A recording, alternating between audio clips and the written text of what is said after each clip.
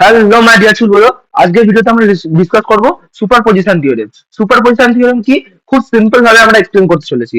Super position theorem হচ্ছে যে একদম সিম্পল। সুপার পজিশন থিওরেম মানে হচ্ছে যদি একটা সার্কিটে তোর একের বেশি সোর্স থাকে, একের বেশি দুটো তিনটে চারটে পাঁচটা ছটা থাকে, তাহলে একসাথে আমি একজনকে ডিল করতে পারবো। তার মানে কি, আমরা খুব একটা হাস্যকর এক্সাম্পল দিয়ে আমরা বোঝানোর চেষ্টা করি।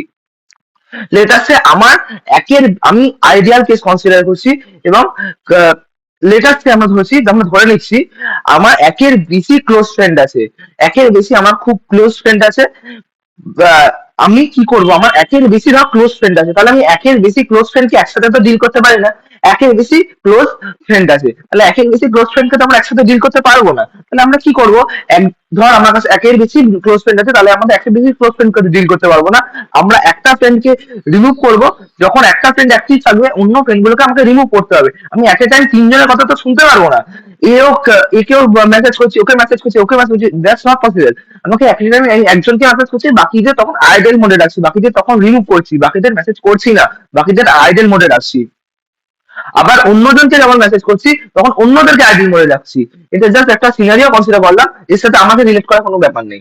জাস্ট এটা একটা সিনারিও হলো। এটাই হচ্ছে সুপারপজিশন থিওরেম। দেখ এখানে যেটাই লেখা আছে, it states that if any linear network consisting of two or more sources response in any element is the algebraic sum of the all the responses to that element when one source is taken active for once with the rest of the source are in idle mode till all the sources are taken active for once. আমি যেটা বললাম সেটাই লেখা আছে এখানে।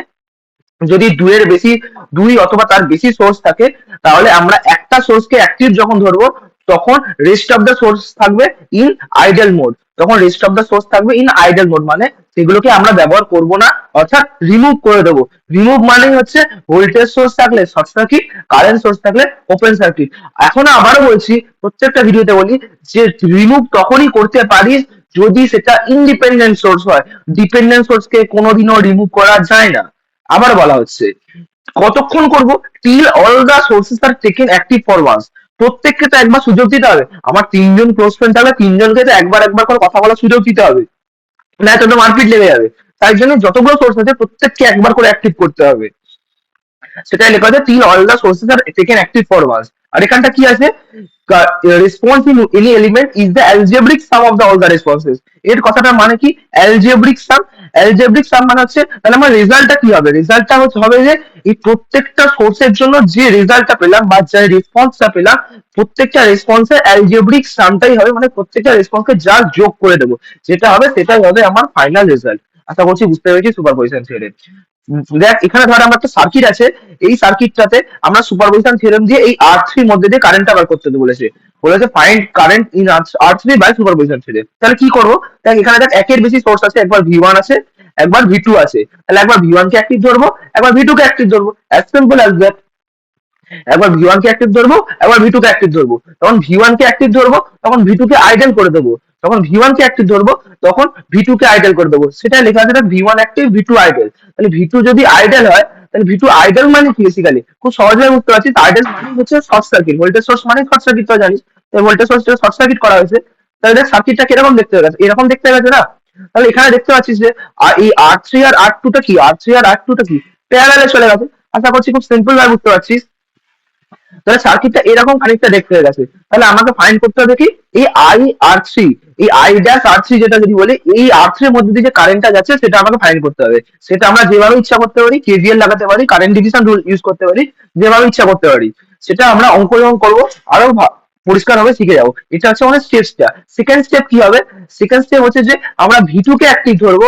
আমরা V two কে active ধরেছি এবং ভি ওয়ান কে করে দিয়েছি আইডিয়াল, মানে শর্ট সার্কিট। ভি ওয়ানটাকে করে দিয়েছি শর্ট সার্কিট। তাহলে এই সার্কিটটা এরকম দেখতে হয়ে গেছে, দেখ আর ওয়ান আর আর থ্রি প্যারালালে, আর ওয়ান আর আর থ্রি প্যারালালে, তার সাথে আর টু টা সিরিজে। তাহলে সেম ভাবে আমাকে আবার আর থ্রি ড্যাশ বার করতে হবে।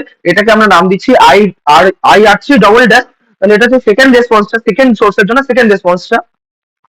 এখানে আমরা কেভিএল অ্যাপ্লাই করতে পারি অথবা কারেন্ট ডিভিশন রুল অ্যাপ্লাই করতে পারি, যেটা ভালো লাগে সেটাই করতে পারি। দিয়ে আমরা এখানে I I R three double ড্যাশটা পেয়ে যাবো। তাহলে এখানে তাহলে স্টেপ থ্রি কি হবে, জাস্ট দুটো রেসপন্স পেয়েছি আমরা, জাস্ট দুটো রেসপন্স পেয়েছি, দুটো রেসপন্সকে সিম্পল অ্যাড করে দেবো। দুটো রেসপন্সকে সিম্পল অ্যাড করে দেবো, কারণ ওখানে বলা হচ্ছে অ্যালজেব্রিক সাম। এবার দুটো রেসপন্সই কেন, খুব ভালোভাবে বুঝতে পারিস।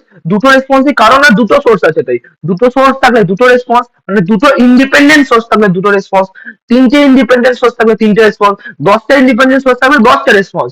এটাই হচ্ছে সুপারপজিশন থিওরেম। আশা করছি খুব সিম্পল ভাবে বুঝতে পেরেছিস। সুপারপজিশন থিওরেম তোর কমপ্লেক্স থেকে কমপ্লেক্স সার্কিটকে খুব সিম্পল করে দেয়। সুপারপজিশন থিওরেম হচ্ছে সব থেকে ইজি, কমপ্লেক্স থেকে কমপ্লেক্স সার্কিটকে খুব সিম্পল করে দেয়। কারণ জাস্ট আমাদের দেখতে হবে একটা সোর্সকে রাখবো, বাকি সব সোর্সকে আইডেল করে দেবো, আবার নেক্সট সোর্সকে কনসিডার করবো, বাকি সব সোর্সকে আইডেল করে দেবো। সুপারপজিশন থিওরেম হচ্ছে পুরো সার্কিটটাকে সব থেকে সিম্পলেস্ট করে দেয়। আশা করছি বুঝতে পেরেছিস। যদি তোর কোনো সমস্যা থাকে তাহলে কমেন্ট সেকশনে জিজ্ঞেস করতে পারিস। চল মিলতে हैं अगले क्लास में। Bye bye. If I make you crazy, just take it easy.